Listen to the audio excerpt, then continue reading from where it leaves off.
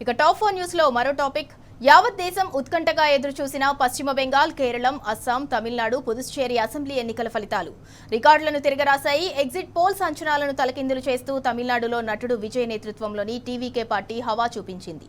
అధికార డీఎంకే, అన్నా డీఎంకేను దాటి ఆధిక్యంలో దూసుకుపోయింది. ఇక పశ్చిమ బెంగాల్లో తృణమూల్ కాంగ్రెస్ కు గట్టి షాక్ ఇస్తూ బీజేపీ దూకుడు ప్రదర్శించింది. కేరళంలో యూడీఎఫ్ కూటమి ఆధిక్యంలో ఉంది. మరోవైపు కాంగ్రెస్ పార్టీ ఏ రాష్ట్రంలోనూ ప్రభావం చూపించలేకపోతోంది. తమిళనాడులో మొత్తం 234 స్థానాలు ఉండగా టీవీకే 100కు పైగా చోట్ల ఆధిక్యంలో ఉంది. డీఎంకే 3వ స్థానానికే పరిమితమైంది. అన్నా డీఎంకే 2వ స్థానంలో నిలిచింది. ఇక పశ్చిమ బెంగాల్లో 293 స్థానాలకు గాను బీజేపీ ఆధిక్యంలో ఉంది. టీఎంసీ వెనుకబడిపోతోంది. కేరళంలో 140 స్థానాలుండగా యూడీఎఫ్ ముందంజలో ఉంది. ఎల్డీఎఫ్ చతికిలపడింది. ఎన్డీఏ ఊసులో లేదు. అస్సాంలో 126 స్థానాలుండగా బీజేపీ ఆధిక్యంలో కొనసాగుతోంది. కాంగ్రెస్ 2వ స్థానానికి పరిమితమైంది. పుదుచ్చేరిలో 30 స్థానాలకు గాను ఎన్ఆర్ కాంగ్రెస్ కూటమి 9 చోట్ల గెలిచి ఆధిక్యంలో కొనసాగుతోంది. కాంగ్రెస్ తదుపరి స్థానంలో ఉంది.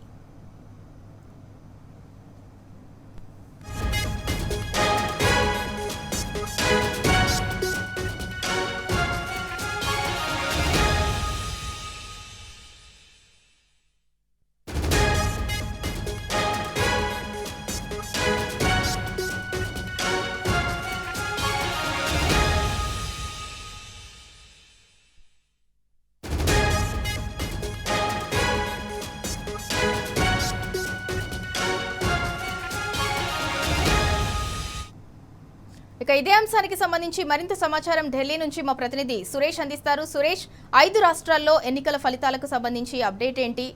అంటే రికార్డులనైతే అంటే ఎగ్జిట్ పోల్స్ అంచనాలను తలకిందులు చేస్తూ ఇప్పటికైతే రికార్డులనైతే తిరగరాశాయి. దానికి సంబంధించి అప్డేట్ ఏంటి?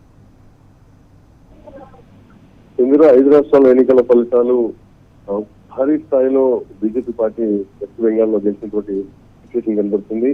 దాదాపుగా బెంగాల్లో ఉన్నటువంటి 294 స్థానాల్లో 195 స్థానాలను బీజేపీ కైవసం చేసుకున్నటువంటి పరిస్థితి. తృణమూల్ కాంగ్రెస్ 95 స్థానాలకే పరిమితమైనటువంటి పరిస్థితి కనబడుతుంది. ఇటు తమిళనాడులో సంచలనాత్మకంగా ఎన్టీఆర్ తర్వాత తమిళనాడులో సినీ ప్రస్థానం నుంచి మొదలుపెట్టినటువంటి విజయ్ జోసెఫ్ టీవీకే పార్టీ 105 స్థానాలను గెలుచుకుని అధికారంలో చేపట్టే దిశగా ముందుకెళ్తుంది. ఏఐడీఎంకే 59 స్థానాలు, డిఎంకే 67 స్థానాలకి పరిమితమైనటువంటి పరిస్థితి.